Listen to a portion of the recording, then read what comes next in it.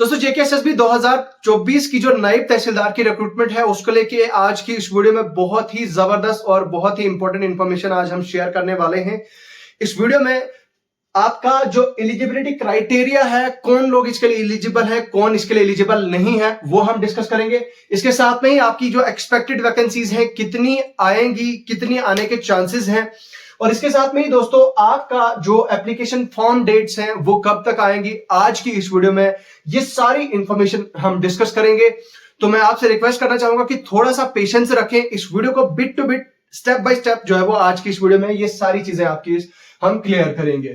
ठीक है, तो देखिए आप में से बहुत सारे लोग यहाँ पे वीडियोस में आते हैं, देखते हैं और देख के चले जाते हैं। तो मैं आपसे रिक्वेस्ट करना चाहूंगा कि आप इस वीडियो को देखें भी, लाइक भी करें और शेयर भी करें यार, हमारी थोड़ी सी सपोर्ट हो जाती है। और यहाँ पे मुश्किल हो जाता है यार, स्पेशली शाम के टाइम पे हमारे यहाँ पे क्योंकि मैं रात को ही वीडियो रिकॉर्ड करता हूं तो यहाँ पे जो है वो मुश्किल हो जाता है क्योंकि लाइट का भी इशू है और सर्दी भी बहुत ज्यादा है, इसलिए आप ज्यादा से ज्यादा हमें सपोर्ट करें। और हमारी कोशिश ये रहती है कि आप तक जेन्युइन इंफॉर्मेशन और आप तक जेन्युइन कंटेंट पहुंचाया जाए। और देखिए दोस्तों, जो एडवर्टीजमेंट है आपकी नायब तहसीलदार की, नायब तहसीलदार को लेके बहुत सारे लोग मुझे अभी तक कमेंट्स कर रहे हैं, बहुत सारे लोग मुझे पूछ रहे हैं कि सर कब तक इसकी एडवर्टीजमेंट आएगी। तो देखिए दोस्तों, एक जेन्युइन फैक्ट और एक रॉ इंफॉर्मेशन क्या है दोस्तों की जो नायब तहसीलदार की लास्ट रिक्रूटमेंट है, एडवर्टीजमेंट है, वो एडवर्टीजमेंट आपकी 2016 में आई थी। ठीक है, 2016 में इसकी रिक्रूटमेंट जो है वो स्टार्ट हुई थी। और मेरा मार्कर मैं चेंज करता हूं थोड़ा, तो 2016 में इसकी एडवर्टीजमेंट आई थी और 16 में एडवर्टीजमेंट आने के बाद 2019 में जाके ये पूरी की पूरी जो रिक्रूटमेंट है, ये पूरा का पूरा रिक्रूटमेंट कंप्लीट हो जाता है। ठीक है, और उसके बाद अभी तक इसका कोई भी एडवर्टीजमेंट, कोई भी नोटिस, कोई भी पोस्टें नहीं आई। अब रीजन आप मुझे बताओगे कि आखिर क्यों नहीं आए, रीजन मुझे नहीं पता लिटरली दोस्तों, उसके फैक्टर्स क्या होंगे, खैर वो हमारा मुद्दा नहीं है, लेकिन मुद्दा सबसे बड़ा ये है कि अब जो है वो जो आने वाली है तो उसका कब तक आएंगी, क्या चांसेस है। देखिए यूजुअली अगर हम पीछे का ट्रैक रिकॉर्ड करें तो नायब तहसीलदार की एडवर्टीजमेंट हर 4 या 5 साल के बाद आती है। लेकिन आप अगर यहां पे कैलकुलेशन करोगे 2016 से लेकर 2022-23 तक, 24 क्योंकि 23 तो खत्म हो गया, आज दिसंबर है जब मैं इस वीडियो को रिकॉर्ड कर रहा हूं, और 2024 में भाई साहब 2024 में तक ये अप्रोक्सीमेटली 8 साल का समय पूरा हो चुका है। मतलब 8 साल जो है वो हो गए हैं और अभी तक इसका नामो निशान कहीं पे भी नहीं है। पिछले 1.5 साल से आपने यूट्यूब चैनल्स पे, अलग अलग यूट्यूब चैनल्स पे अलग अलग चर्चे देखे और इनफैक्ट लोगों का भी देखा, लोग कोर्सेज शेयर कर रहे हैं, कोर्सेज बेचने लग जाते हैं कि भाई साहब नायब तहसीलदार का कोर्स हमने पढ़ाना स्टार्ट कर दिया। मतलब लिटरली अभी कोई एडवर्टीजमेंट का नामो निशान भी नहीं था। खैर बहुत सारे चर्चे हुए इस चीज को लेके, बहुत हाईलाइट इस इशू को किया गया 2021 में, 2022 में, माफ कीजिएगा, 2021 के एंड में और 2022 में बहुत ज्यादा इंफॉर्मेशन शेयर की गई। लेकिन अब 2024 में जो है वो 99.9% चांसेस है दोस्तों कि आपकी एडवर्टीजमेंट जो है वो आ जाएगी, आपकी रिक्रूटमेंट आ जाएगी। ठीक है, तो अब यहां पे ये जो 8 साल का गैप है, इस चीज के बारे में मुझे नहीं लगता है। और देखिए यहां पे एक दोस्तों फैक्ट बताता हूं मैं आपको। यूजुअली हमने देखा कि भाई 3-4 साल के बाद जो आपकी रिक्रूटमेंट होती है नायब तहसीलदार की, उसमें अप्रोक्सीमेटली 200 के आसपास जो है वो वैकेंसीज एडवर्टाइज हुई हैं। ये हमने पास्ट में देखा है, 200 के आसपास, 150, 120, 130, 140, 160 इस तरह का हमने देखा है। तो अब यहां पे आपकी इंफॉर्मेशन में आपको बता दूं, आपको शायद ये चीज पता ना हो, जो नायब तहसीलदार का कोटा होता है दोस्तों, नायब तहसीलदार का रेवेन्यू डिपार्टमेंट में जो नायब तहसीलदार का कोटा होता है, उस नायब तहसीलदार के कोटे में 45% जो वैकेंसीज वैकेंट होती हैं उनको फिल किया जाता है प्रमोशन के जरिए से, मतलब डिपार्टमेंटल प्रमोशंस के जरिए से। जैसे कोई कोई आपका पटवारी से जो है वो गिरदौर मतलब प्रमोट हुआ है, गिरदौर से जो है वो उसके बाद वो बंदा नायब तहसीलदार प्रमोट होता है, और वो जो मतलब रिक्रूटमेंट होती है, मतलब 45% लोग जो है वो प्रमोट होती है, 45% वैकेंसीज फिल की जाती हैं प्रमोशन के जरिए से। और जो रिमेनिंग 55% जो होती है दोस्तों, वो फिल होती हैं आपकी डायरेक्ट रिक्रूटमेंट से। डायरेक्ट रिक्रूटमेंट यानी कि आपका exam.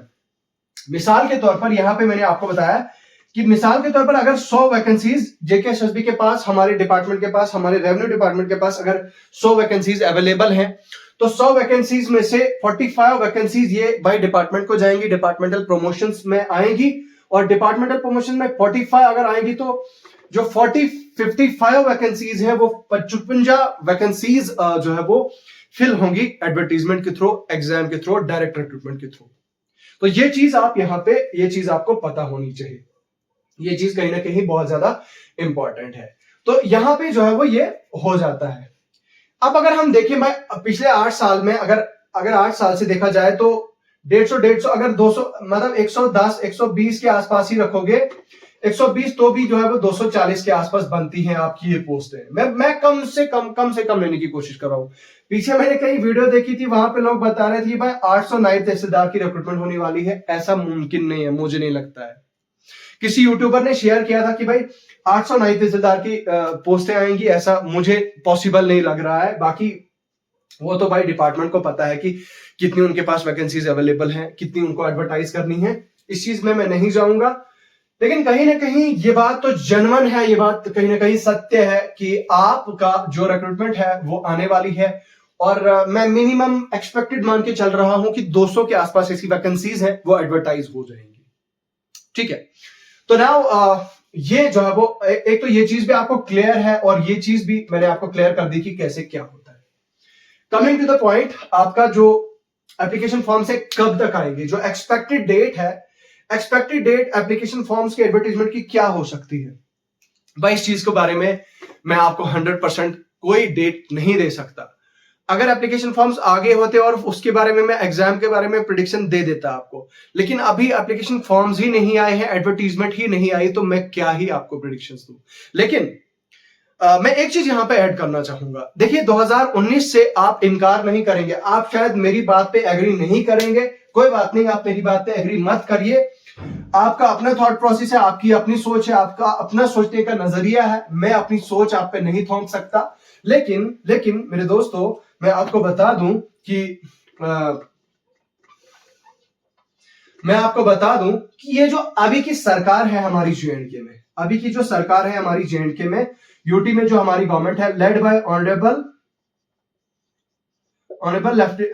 Lieutenant governor Shri Manoj Sinha sir. ठीक है, मनोज सिन्हा सर।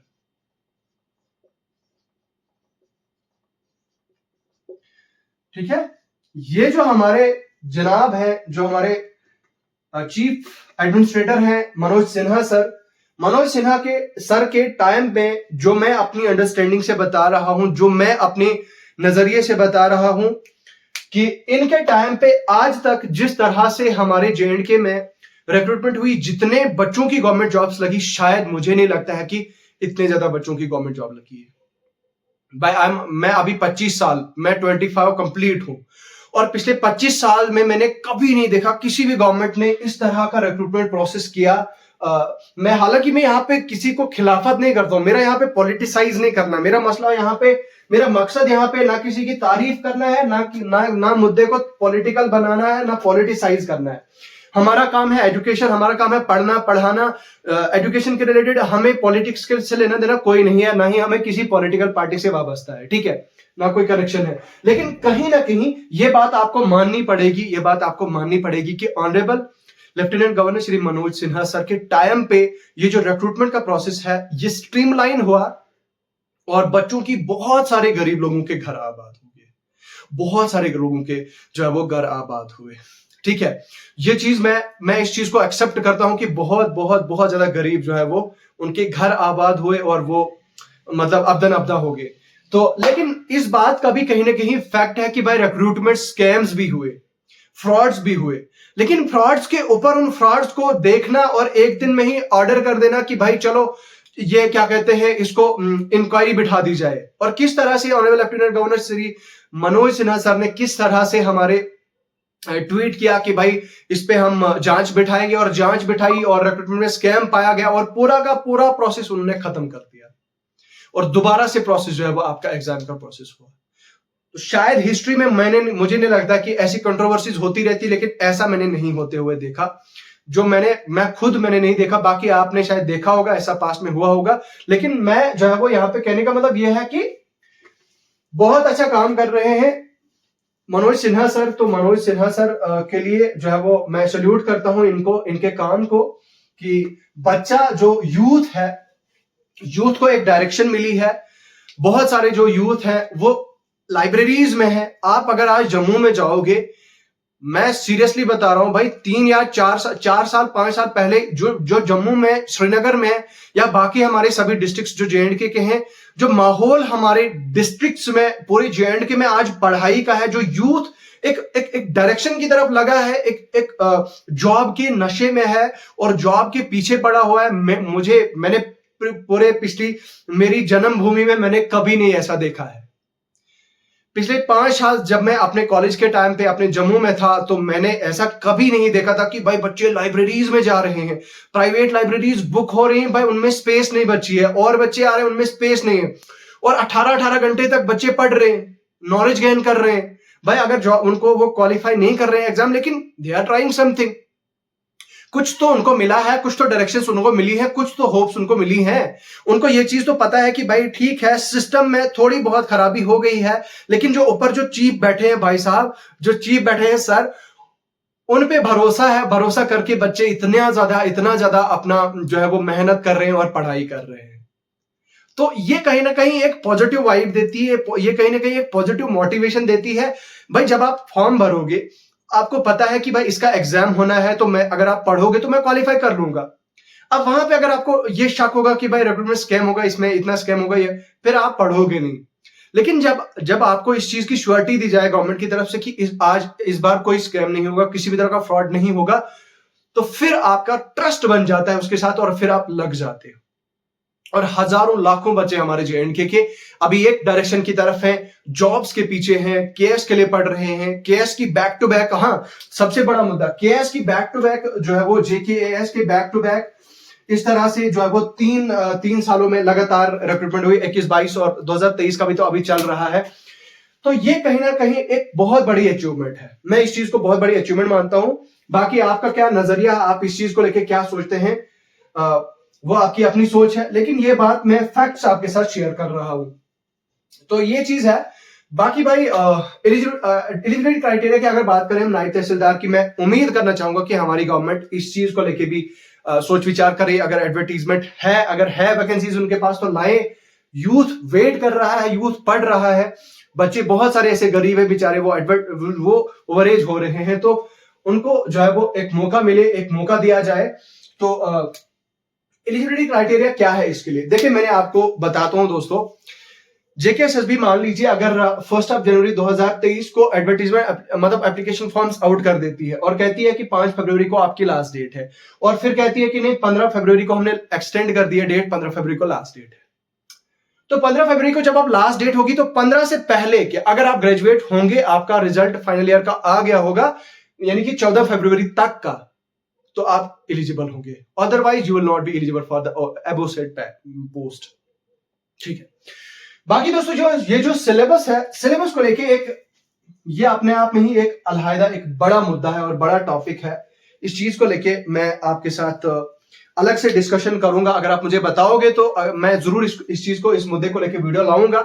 आपकी क्या राय है वो मुझे बताएं। बाकी उर्दू सिलेबस का क्या सीन है वो मैं आपको इसी वाली वीडियो में बताऊंगा। तो यही चीज है, यही फैक्ट्स है जो आज की इस वीडियो में हमें डिस्कस करने थे। बाकी वीडियो बहुत लंबा हो चुका है दोस्तों, मैं माफी चाहूंगा। बाकी मैं रिक्वेस्ट करूंगा आपसे कि आप इस वीडियो को लाइक करें, शेयर करें ज्यादा से ज्यादा लोगों तक। तो अभी के लिए फिलहाल इतना ही है। आप हमारे टेलीग्राम का हिस्सा बन सकते हैं। टेलीग्राम चैनल का लिंक आपको वीडियो की डिस्क्रिप्शन